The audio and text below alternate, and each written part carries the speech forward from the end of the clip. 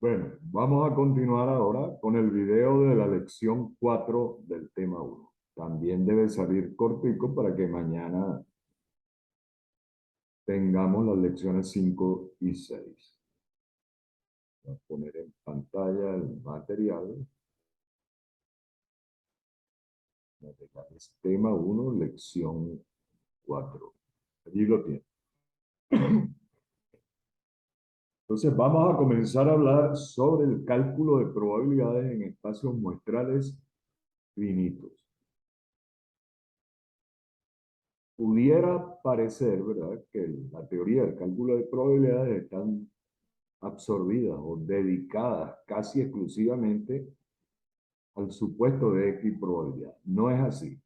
Lo que pasa es que hay muchas situaciones en las cuales podemos aplicar esa idea de X probabilidad y además, lo vamos a ver en detalle después, esta suposición nos permite deducir con cierto margen de comodidad cómo asignar probabilidades en espacios muestrales que no sean equiprobables. Entonces, sea epsilon, ¿verdad? Sea, la idea de decir epsilon, ¿verdad? Lo voy a corregir. Ustedes lo corrigen. No voy a estar subiendo nuevos archivos, se supone que ven el...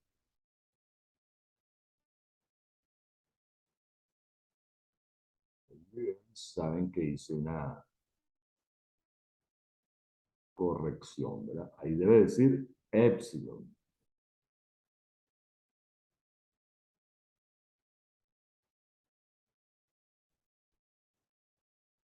Si tengo uno por aquí para cortar y pegar.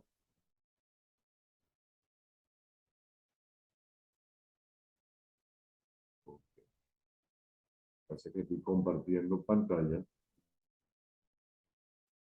Ok.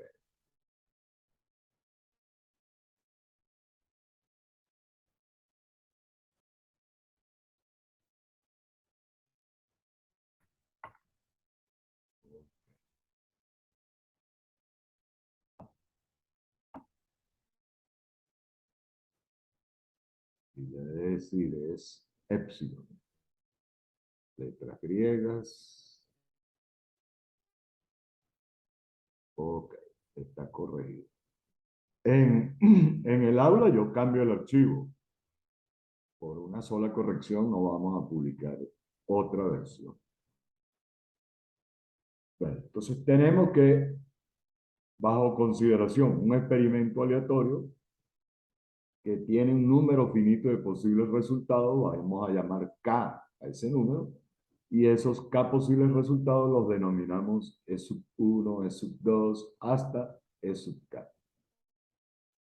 En otras palabras, lo que estoy marcando aquí con el mouse, el espacio muestral es el conjunto de elementos E sub 1, E sub 2, hasta E sub K.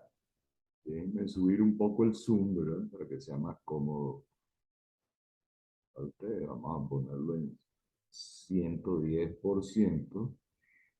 Más cómodo para ustedes y para mí. Okay. Nosotros vamos a utilizar la definición axiomática de probabilidad para establecer cómo se asignan probabilidades a los eventos simples de un espacio muestral finito. Es decir, cada punto individual es un evento formado por un solo resultado y por eso lo llamamos evento simple. Entonces, como tenemos K elementos en el espacio muestral, tenemos K eventos simples que yo los estoy llamando E mayúscula sub I. Siguiendo el enunciado de la definición axiomática, yo puedo plantear que con cada evento simple puedo asociar un número real que vamos a llamar P minúscula sub I, que es la probabilidad del evento simple de mayúscula sub I. A ese número lo llamo probabilidad del punto muestral de sub I. Y ¿Con qué propiedades? Bueno, cada P suite es no negativo, mayor o igual que cero, y la suma de todas las probabilidades es 1. ¿De dónde sale la segunda condición? Bueno, vean dónde me estoy parando aquí con el mouse. La unión de uno con E2 con puntos suspensivos. Eso K es el espacio muestral.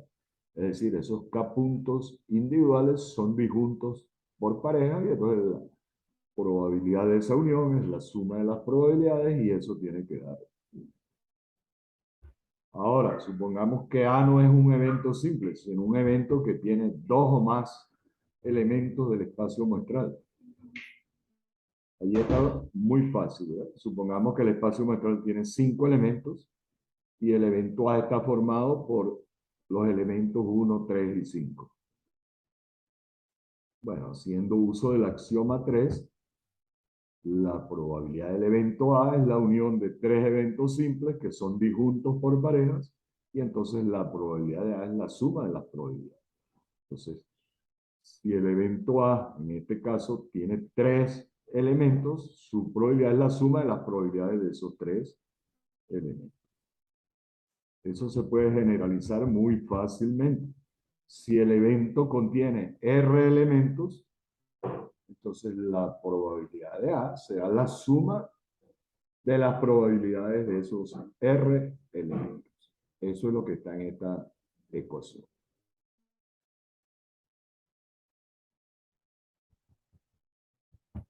Aquí hay varios ejemplos, todos muy sencillos. Los voy a analizar rapidito. El ejemplo 1 nos dice que para hacer cierta tarea tenemos disponibles 3 métodos. Entonces, si elegimos uno de los métodos y anotamos cuál fue el método escogido, el espacio muestral lo puedo representar así. Lo voy a remarcar con el mouse. M minúscula sub I significa que el método escogido fue el método I, donde I puede valer 1, 2, 3.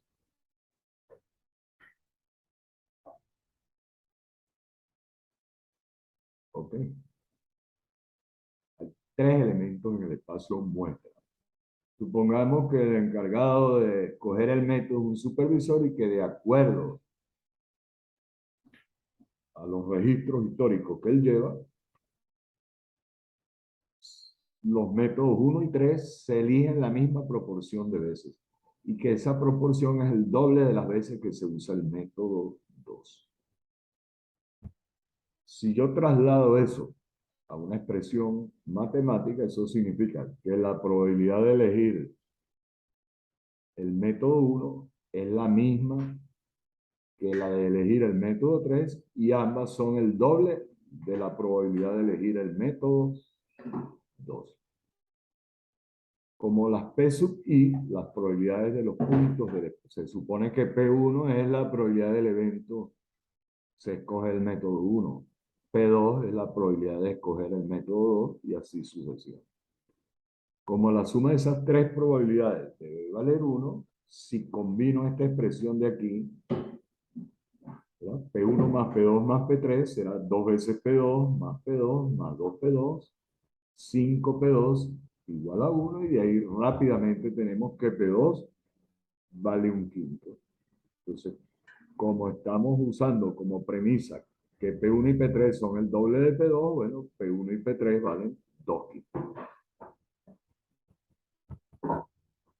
Ejemplo 2. Aquí nos dicen, ¿verdad?, que un investigador de salud en cierta universidad considera o asume por su experiencia que un 40% de los estudiantes fuma, un 50% bebe y un 30% ni fuma ni bebe. Si se entrevista a un estudiante y anotamos si fuma o no fuma y si bebe o no bebe, el espacio muestral es este que está aquí. Tiene 4 elementos. Se verían muy fácil en un diagrama de árbol. El espacio muestral tiene 4 elementos. El primer elemento, este que estoy marcando aquí, es que fuma y bebe. El estudiante escogido. Fuma y no bebe. o no fuma y bebe, o no fuma y no bebe. Entonces, esto es lo importante, esto realmente es lo que yo quiero que ustedes manejen con fluidez. Lo importante en las evaluaciones es definir los eventos adecuados. Entonces vamos a definir que A es el evento que el estudiante escogido fuma y B que el estudiante escogido o entrevistado bebe. La probabilidad de que fume, el evento A está formado ¿por quién? Fuma y bebe y fuma y no bebe. Y eso vale, de acuerdo al enunciado del problema, P1 más P2 es 0,40. Mientras que la probabilidad de B, fuma y bebe o no fuma y bebe, dos casos, será P1 más P3 y eso vale 0,50, de acuerdo al enunciado del problema. Mientras que el evento A complemento, intersección B complemento, ¿qué significa? Que el estudiante entrevistado ni fuma ni bebe. Será la probabilidad de este punto del espacio muestral. Y eso es 0,30. Ojo aquí con las confusiones. La suma de esas tres probabilidades no tiene por qué valer 1, porque los eventos A y B tienen intersección, que es fumar y beber. ¿Okay?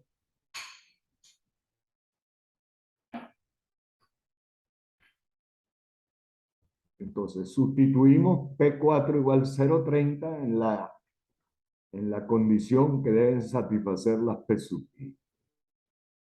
Entonces, P1 más P2 más P3 más P4 es igual a 1. Pero si pongo aquí que P4 vale 0,30, obtenemos que P1 más P2 más P3 tiene que valer 0,70. Mientras que la probabilidad de A será más la probabilidad de B, deben sumar P1 más P1 más P2 más P3. Eso es igual a P1 más 0,70. Y eso vale ¿cuánto? 0,90, porque la probabilidad de A es 0,40 y la de B es 0,50. Y de ahí despejamos que P1 es 0,20. De la expresión para la probabilidad de A, vamos a despejar que P2 vale 0,20. Mientras que para la expresión probabilidad de B igual 0,50, despejamos y obtenemos P3 igual 0,30. Entonces, ¿cuál es la asignación de probabilidades a los puntos de ese espacio muestral? Aquí está. La probabilidad de que fuma y beba, 0,20, ese es P1. Fuma y no bebe, ese es P2, 0,20. No fuma y bebe, ese es P3, 0,30. Y no fuma y no bebe, ese es P4, 0,30.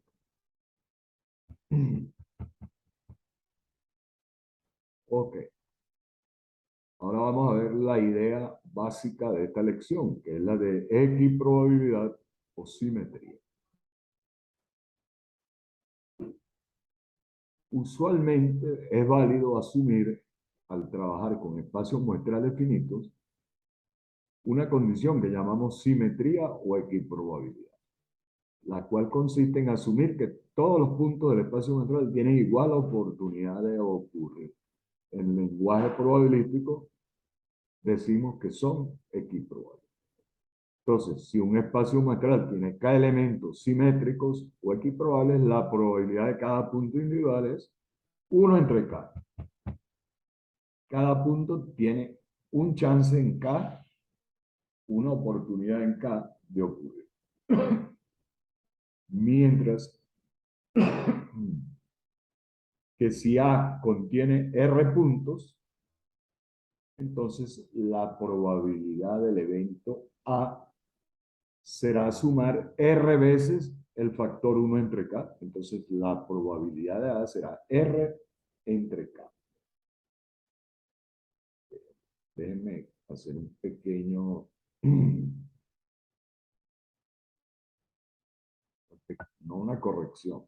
simplemente voy a ponerlo con el editor de ecuaciones. No voy a cambiar archivos, simplemente puse eso allí.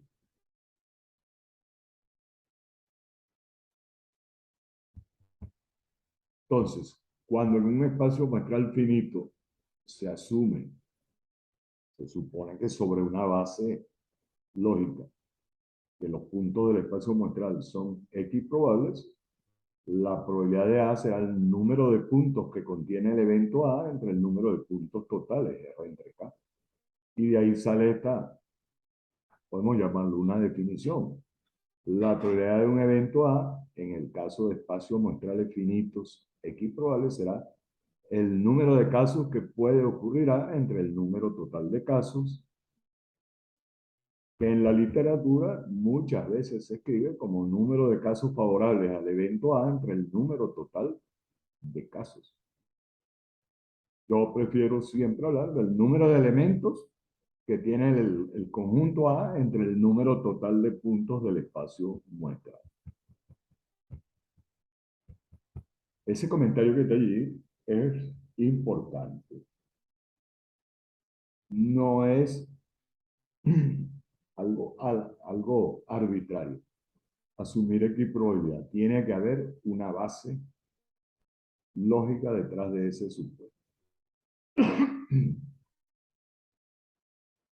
Vamos a hacer un ejemplito. Toda esta parte es muy sencilla. Tienen que aprovechar. Cuando hacemos un lanzamiento imparcial de un dado legal,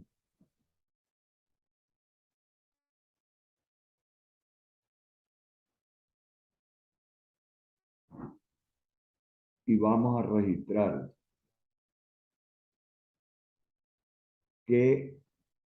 cuál es el número de puntos de la cara del dado que queda mirando hacia arriba, el espacio muestral es 1, 2, 3, 4, 5 y 6. Como el dado es legal y el lanzamiento es imparcial, entonces es razonable asumir que los 6 puntos del espacio muestral son igualmente probables y la probabilidad de obtener cualquier cara del dado es un 6.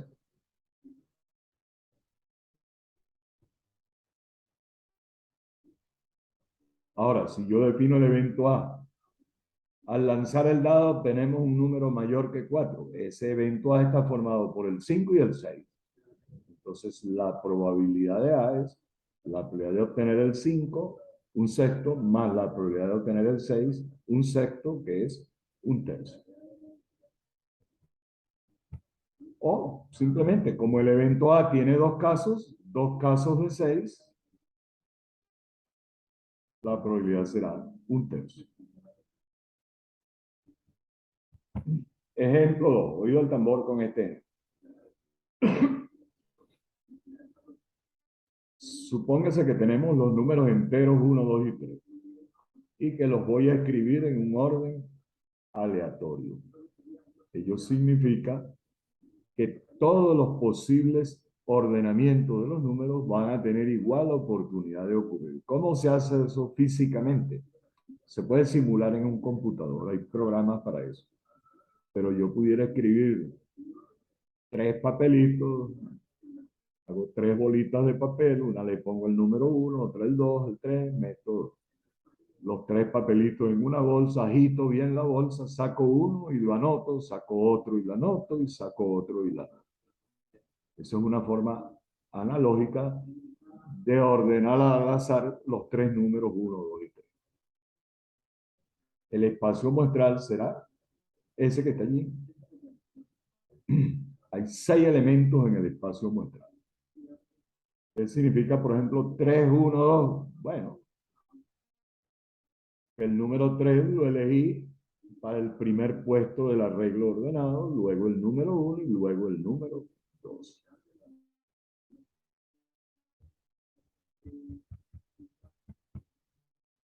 Supongamos que el evento A lo defino como que por lo menos uno de los 3 números quede en su sitio correcto, el lugar natural. Eso significa que el 1 quede en el 1 está quedando en su lugar natural en el conjunto de los enteros. Entonces, ¿cuándo ocurre el evento A? Una posibilidad es uno, 2, 3. Allí quedaron los tres en su puesto, en su lugar natural. Otra posibilidad es uno, 3, 2. Allí únicamente el uno está en su puesto. 2, 1, 3. Ahí nada más el 3 está en su puesto. Y 3, 2, 1. Únicamente el 2 está en su puesto. 4 elementos tiene el evento A.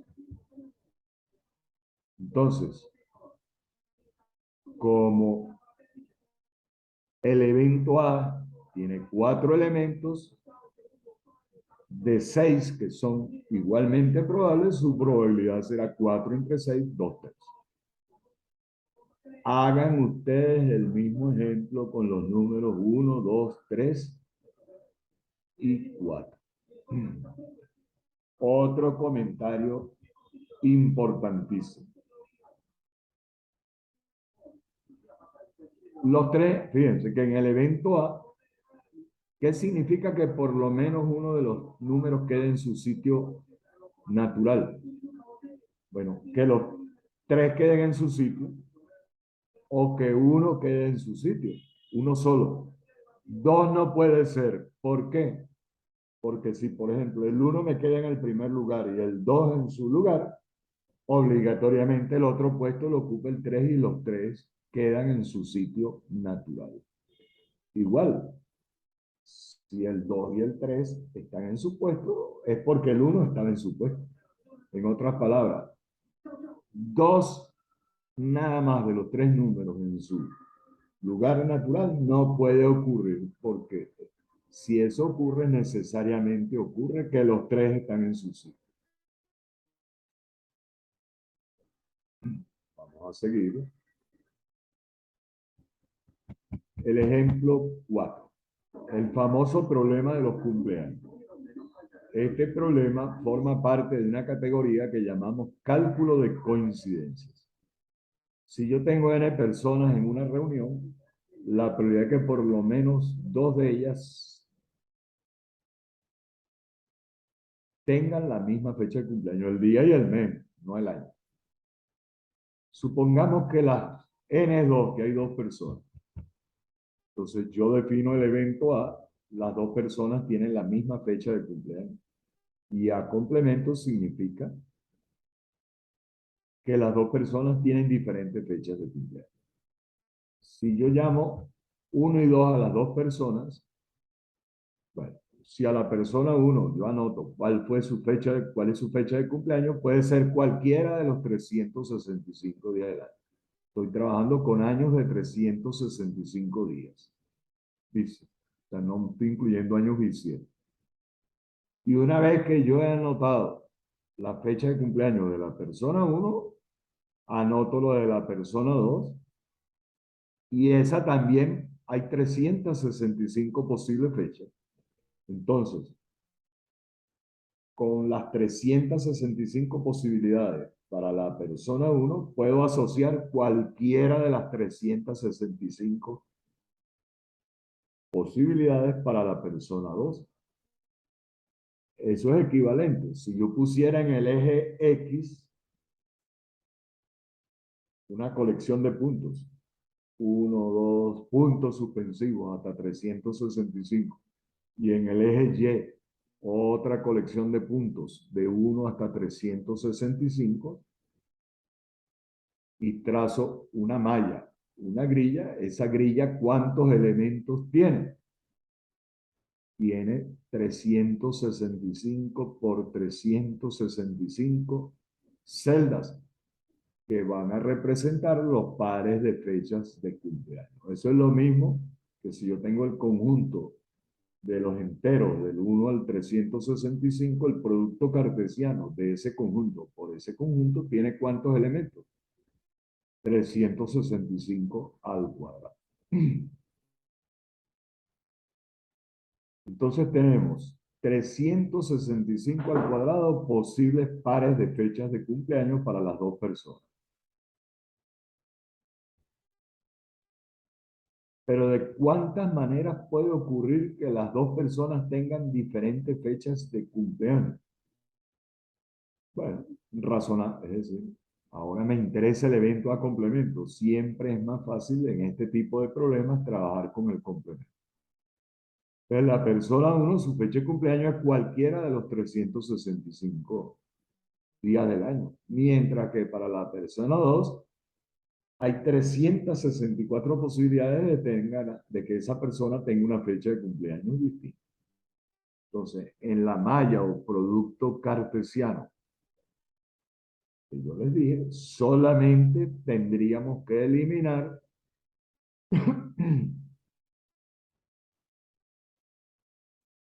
ahora vamos a tener 365 por 364 pares de fechas de cumpleaños. Yo les hablé de una malla, de una grilla. Bueno, en esa grilla eliminan la diagonal que une todos los puntos de la malla o grilla. Entonces, ¿cuántos quedan? 365 por 364.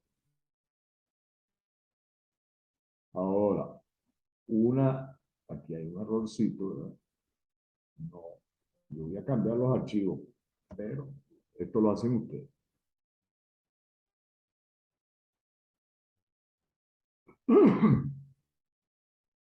Ahora viene una suposición que es que las fechas de cumpleaños se distribuyen de manera uniforme a lo largo del año. Eso significa que estamos asumiendo que cada día nace la misma cantidad de personas. Esto es una aproximación. Esto no es verdad. Pues, no es verdad. Es una aproximación.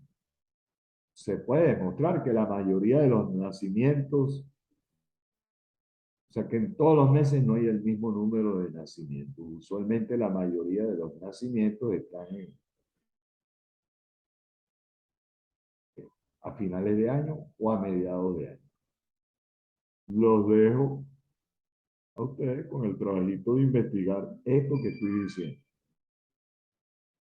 Investiguen, hagan una búsqueda en Google, distribución de las fechas de cumpleaños a lo largo del año. Y se van a encontrar con algo interesante. ¿Ok? Entonces, bajo el supuesto de que los cumpleaños se distribuyen uniformemente a lo largo del año, los podemos asumir como equiprobables. Entonces, la probabilidad de que las dos personas no tengan la misma fecha de cumpleaños será el número de maneras en que puede ocurrir a complemento, 365 por 364, entre el número total de casos, que es 365. Entonces, ¿nos da cuánto? 365 al cuadrado. Entonces nos da 364 entre 365. Entonces, la probabilidad del evento A, de que las dos personas tengan la misma fecha de cumpleaños, será 1 menos lo que acabamos de calcular y da 0,0027. Muy poco probable. Bueno, siguiendo la misma línea de razonamiento, si elevamos a 3 el número de personas, vamos a tener 365 al cubo posibles resultados, y a complemento es que todas las personas tengan fechas distintas de cumpleaños, será 365 por 364 por 363, y calculamos rápidamente la probabilidad de que en un grupo de 3 personas por lo menos dos tengan el mismo cumpleaños, la misma fecha, nos va a dar 0,0082. Muy poco probable. Si subimos n a 4, ya estamos en 0.0164. Pero para n igual 23, esa probabilidad da un salto hasta 0.5070, alrededor de un medio. Es decir, que en un grupo de 23 personas hay alrededor de un 50% de oportunidad de que por lo menos dos tengan la misma fecha de cumpleaños. Eso se puede generalizar, se lo dejo a ustedes. En general, para cualquier número n de personas, la probabilidad de A, de que por lo menos dos personas tengan la misma fecha de cumpleaños, vale esa expresión que tengo. Muy fácil de generalizar.